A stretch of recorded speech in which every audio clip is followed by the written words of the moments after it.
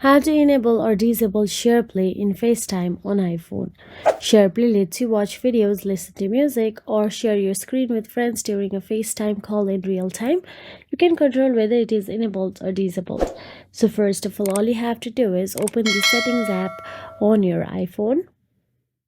Once inside the settings, scroll down and tap on the apps option available there.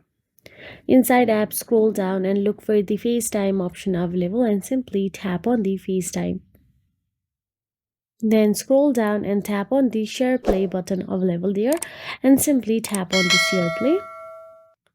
Once in there, toggle the SharePlay on if you want it to enable, or if you want to disable, simply toggle it off, that means gray. If you found this video helpful, please like, share and subscribe our channel, and thank you so much for watching.